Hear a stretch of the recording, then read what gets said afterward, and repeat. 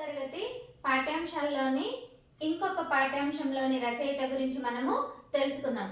అందులో ఏ పాఠ్యాంశము? చీమల బారు. చీమల బారు పాఠ్యాంశాన్ని రచించింది ఎవరు అంటే పొట్లపల్లి రామారావు గారు రచించడము జరిగింది. వారి యొక్క జీవిత విశేషాలు, వారు పుట్టిన తేదీ అవన్నీ మనము ఇప్పుడు తెలుసుకుందాం. కవి పరిచయం చూద్దాం. కాలం, వీరి కాలము ఎప్పుడు? క్రీస్తు శకం 1917 2001 మధ్య కాలం వారని చెప్పవచ్చు. అలాగే వీరి జన్మస్థలం ధర్మసాగరం మండలం తాటికాయల గ్రామం.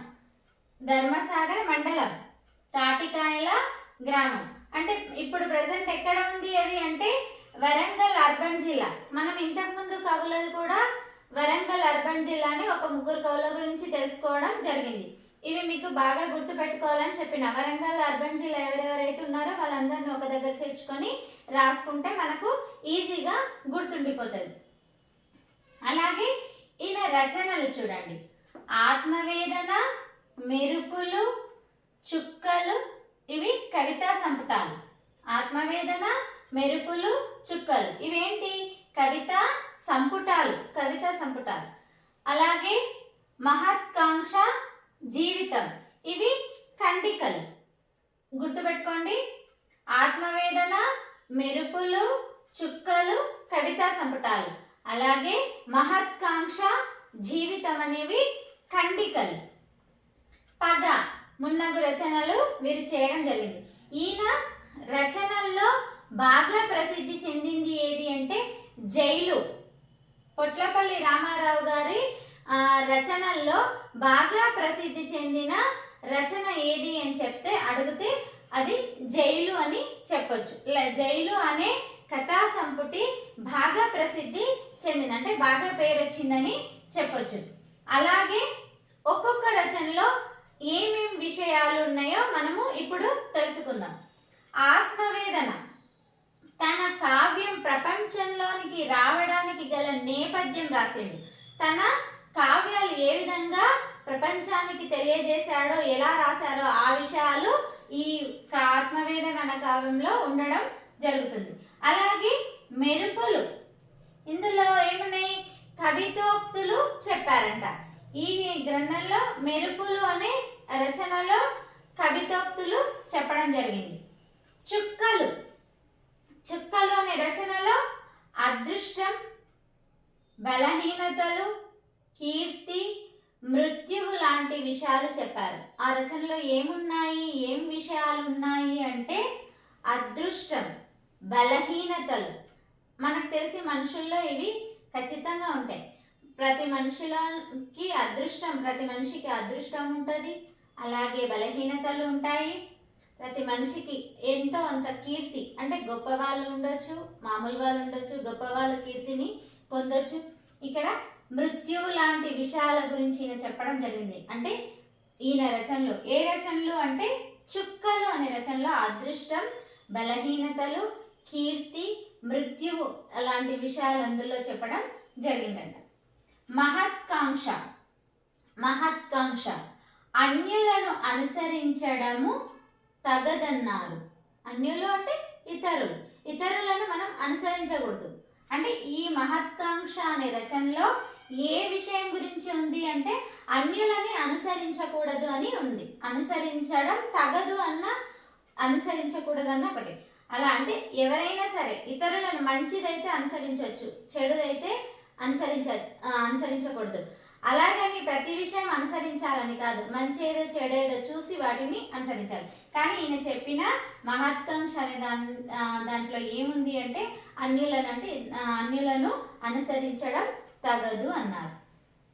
చీమల బారు అంటే మనకున్న 6వ తరగతిలో మనకిచ్చిన అటువంటి పాఠ్యాంశము చీమల బారు. చీమల బారులో ఏముంది?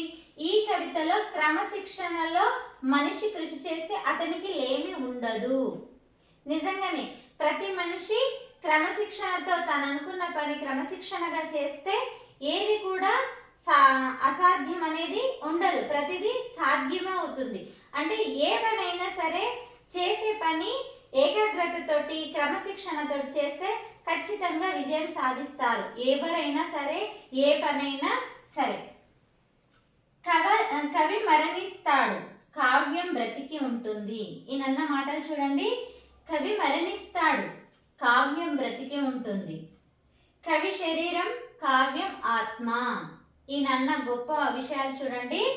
కవి మరణిస్తాడు, కావ్యం బ్రతికి ఉంటుంది. నిజంగానే మనుషులు దూరమైన వాళ్ళు చేసిన మంచి పనులు ఎప్పటికీ గుర్తుంటాయి. ఈ ఈ విషయాలు మనం గుర్తుపెట్టుకుంటే పొట్లపల్లి రామారావు గారు కూడా మనకు బాగా గుర్తుంటారు. అంటే మనిషి ఎవరైనా సరే, కవి అయినా మనుషులైనా మరణిస్తారేమో, కానీ వాళ్ళు చేసే మంచి పనులు మాత్రము ఎప్పటికీ గుర్తుండిపోతాయి. ఇక్కడ కూడా మనకు పొట్లపల్లి రామారావు గారు అదే చెప్పడం జరిగింది. కవి మరణిస్తాడు, కావ్యం బ్రతికి ఉంటుంది. ఇప్పుడు కావ్యం బ్రతికి ఉన్నందుకు ఈరోజు ఆయన లెసన్ మనము చెప్పుకుంటున్నాం. అలాగే కవి శరీరం, కావ్యం ఆత్మ, ఇలా అని పలికారు. అలాగే ఈయన ఏ ఏ విషయాల మీద గేయాలు రాశారంటే కథలు, గేయాలు, గల్పిక, నవల, నాటకం, లేఖ సాహిత్యం మొదలగు ప్రక్రియల్లో రచనలు చేశారు. ఏ అంశాల్లో రచనలు చేశారు పొట్లపల్లి రామారావు గారు అంటే కథలు, గేయాలు, గల్పిక, నవల, నాటకం, లేఖ సాహిత్యం మొదలగు ప్రక్రియల్లో ఈయన రచనలు చేయడం జరిగింది. మళ్ళీ బాగా గుర్తు పెట్టుకోవాలి. ఈయనది బాగా ప్రసిద్ధి చెందిన రచన ఏది అంటే జైలు సంపుటి అని చెప్పవచ్చు. 6వ తరగతి పాఠ్యాంశాల్లో ఇప్పుడు 11వ పాఠం, అది పల్లెటూరి పిల్లగాడ అనే గేయం. ఇది బాగా ప్రసిద్ధి చెందినటువంటి గేయం అని చెప్పొచ్చు. దీన్ని రచించింది ఎవరు అంటే సుద్దాల హనుమంత్. ఎవరు రచించారు ఈ గేయాన్ని అంటే సుద్దాల హనుమంతు. వీరి జననం 6/6/1910. ఈయన పుట్టిన తేదీ ఏది అంటే 6/6. సేమ్ ఉన్నాయి చూడండి, 1910. వీరి మరణం 10/10/1982. ఇక్కడ సేమ్ ఉన్నాయి చూడండి. 6/6 పుట్టిన తేదీ, నెల సేమ్ ఉన్నాయి. అంటే 6/6/1910. మరణం కూడా అలాగే ఉంది, 10/10/1982. 10వ తారీఖు 10వ నెలలో చనిపోవడం జరిగింది. ఏ సంవత్సరము అంటే 1982 రోజు 82వ సంవత్సరము చనిపోవడము జరిగింది. వీరి తల్లిదండ్రుల పేరేంటి అంటే లక్ష్మీ నరసమ్మ, బుచ్చిరాములు. తల్లి పేరేంటి లక్ష్మీ నరసమ్మ, తండ్రి పేరు బుచ్చిరాములు. అలాగే జన్మస్థలం, వీరు పుట్టిన ఊరు నల్లగొండ జిల్లా పాలడుగు. ఎక్కడ? నల్లగొండ జిల్లా పాలడుగు అనే గ్రామంలో వీరు జన్మించడం జరిగింది. ఇది ప్రస్తుతం ఎక్కడ ఉంది అంటే ఏ జిల్లాలో ఉంది ప్రస్తుతము అంటే యాదాద్రి భువనగిరి జిల్లా. ఎక్కడ? యాదాద్రి భువనగిరి జిల్లా. మనం ఇది గుర్తుపెట్టుకోవాలి. నల్లగొండ జిల్లా పాలడుగులో ప్రస్తుతం ఎక్కడుంది అంటే యాదాద్రి భువనగిరి జిల్లా. ఎట్లా అంటే యాదాద్రిలో మనకు ఎవరు? లక్ష్మీ నరసింహస్వామి మనకు గుర్తుంటారు. మన గొప్ప దైవం ఎవరు అంటే లక్ష్మీ నరసింహస్వామి. అలా మనకు వాళ్ళ అమ్మ పేరేంటి? లక్ష్మీ నరసమ్మ.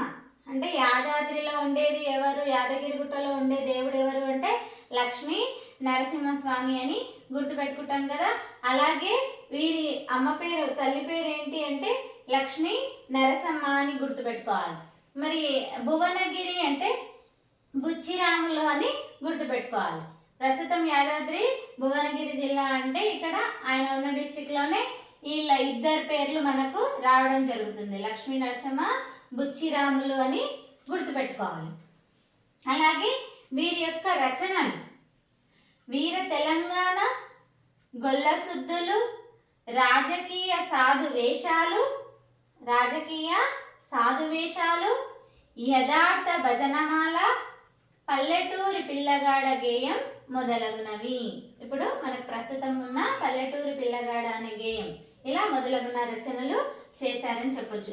ఈయన విశేషాలు ఏంటి అంటే చైతన్య గీతాలు, యక్షగానాలు, బుర్రకథలు, పిట్టల దొర కళారూపాలు, అలాగే అంటే వీటి ద్వారా ప్రజలను చైతన్యపరిచాడు. అంటే చైతన్య గీతాలు, యక్షగానాలు, బుర్రకథలు, పిట్టల దొర కళారూపాల ద్వారా ప్రజలను చైతన్యపరిచాడు. హేతువాదిగా పేరు పొందాడు. ఏంటి? హేతువాదిగా పేరు పొందడం జరిగింది. మన తెలంగాణ అంటేనే యక్షగానాలు, బుర్రకథలు, ఈ పిట్టల దొర కథలు ఇవన్నీ కూడా బాగా ప్రసిద్ధి పొందినాయి. అలా ఇక్కడ సుద్దాల హనుమంతు గారు కూడా వాటిలోనే మనకు ఎన్నో రచనలు చేయడం, ఎన్నో చైతన్య గీతాలు రాయడము జరిగింది. ఇప్పుడు సుద్దాల అశోక్ తేజ గారు కూడా ఈయన కుమారుడే, సుద్దాల హనుమంతు గారి యొక్క కుమారుడు. సుద్దాల అశోక్ తేజ గారు కూడా ఎన్నో సినిమా పాటలు రాయడం జరిగింది. మన ఠాగూర్ సినిమాలో నేను సైతం పాట రాసినటువంటి వారు, శ్రీరాములమ్మ సినిమాలో, చాలా చాలా సినిమా, సుభాష్ చంద్రబోస్ సినిమాలో ఎన్నో పాటలు రాశారు. వీరి కుమారుడే సుద్దాల అశోక్ తేజ గారు. ఆయనను గుర్తుపెట్టుకుంటే ఈయన గుర్తుంటారు, ఈయనను గుర్తుపెట్టుకుంటే ఆయన గుర్తుంది. ఈయన కూడా ఎన్నో చైతన్య గీతాలు రాయడము జరిగిందంట.